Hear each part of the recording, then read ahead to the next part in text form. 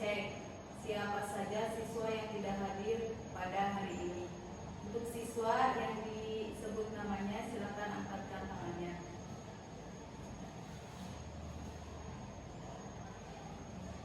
Muhammad Abdul Latif. Alhamdulillah semuanya pada hadir ya. Sebelum memulai pembelajaran, alangkah baiknya kita berdoa bersama-sama. Untuk ketua kelas silakan pimpin doanya.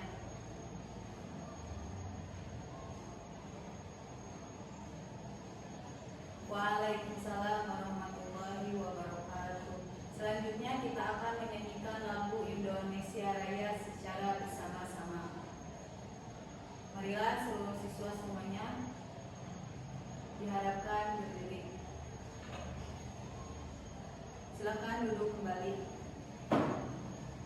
Nah, kegiatan hari ini Ibu akan menjelaskan rangkuman dari pembelajaran tema 1 untuk kelas 3. Silakan kalian buka halaman 37 di buku siswa.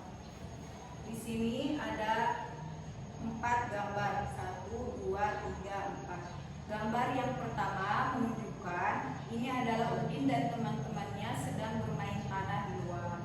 Yang kedua, salah satu teman Udin ada yang mencuci tangan. Yang ketiga, Udin dan salah satu temannya sebelum makan dia mencuci tangan terlebih dahulu. Yang keempat, ada salah satu teman Udin yang tadi tidak mengikuti cuci tangan. Karena dia tidak mencuci tangan, maka dia sakit. Nah, pelajaran yang dapat kita ambil dari gambar tersebut adalah, jadi setelah kita bermain di luar, maka kita diharuskan untuk mencuci tangan terlebih dahulu sebelum makan. Itu dikarenakan nanti kumannya akan menempel pada tangan. Nah, kuman yang tadi menempel pada tangan itu nanti akan dimakan dengan makanan yang tadi kita makan. Kemudian kalau misalnya kuman itu dimakan atau kemakan, nanti kita akan merasakan sendiri sakitnya. Jadi gambar yang keempat itu Udin dan salah satu temannya tadi mencuci tangan, sedangkan satu teman yang tadi tidak mencuci tangan. Setelah dia bermain tanah, kemudian dia tidak mencuci tangan, kemudian dia langsung makan. Akhirnya apa? Akhirnya sakit. Jadi kita diharuskan untuk mencuci tangan sebelum kita makan. Apalagi kalau misalnya kita sesudah bermain atau bermain kotor-kotoran di luar, maka kita diharuskan untuk mencuci tangan. Paham? Nah, sekarang kalian tulis di buku tugas hal-hal apa saja yang seharusnya dilakukan sebelum makan. Hal baik apa saja yang seharusnya dilakukan sebelum makan. Entah itu mencuci tangan atau apa, silakan kerjakan di buku tugas, kemudian nanti dikumpulkan ke depan.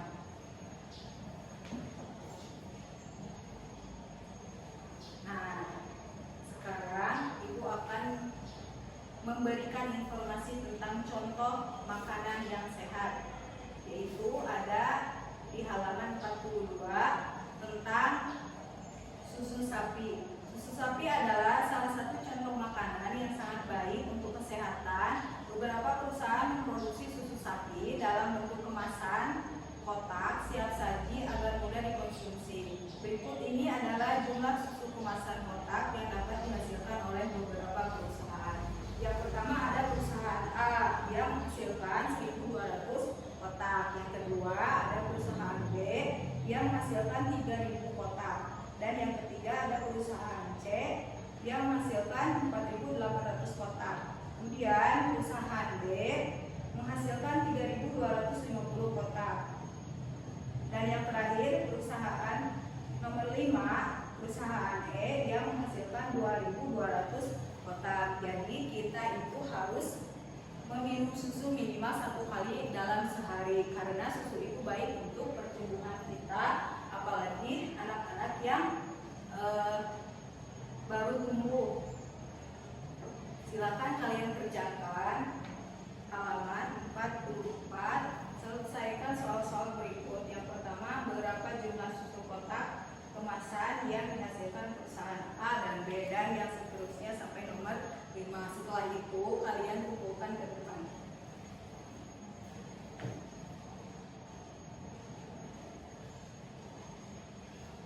Nah, susu yang paling banyak menghasilkan kemasan adalah perusahaan C. Perusahaan yang paling sedikit menghasilkan susu kemasan adalah perusahaan A. Banyaknya susu kemasan yang dihasilkan perusahaan A dan B adalah 1.200 ditambah 3.000 sama dengan 4.200 kotak susu. Banyaknya susu kemasan yang dihasilkan perusahaan B dan E adalah 3.000 ditambah 2.200 sama dengan 5.200 kotak susu. Banyaknya susu kemasan yang dihasilkan perusahaan A dan B E adalah 1.200 ditambah 2.200. Itu hasilnya adalah 3.400 kotak susu. Yang keempat, banyaknya susu kemasan yang dihasilkan perusahaan B dan C adalah 3.000 ditambah 4.800. Itu hasilnya adalah 7.800 kotak susu. Dan yang terakhir, nomor 5, banyaknya susu kemasan yang dihasilkan perusahaan A dan C adalah 1.200 ditambah 4.800. Jadi hasilnya semuanya adalah 7.000 kotak susu. Nah, itu saja mungkin hari ini yang dapat kita pelajari. Ibu akan mengulas sedikit dari materi yang tadi. Yang pertama, kita kalau misalnya sudah bermain tanah atau main di luar kotor-kotoran, sebaiknya sesudah pulang kita mencuci tangan.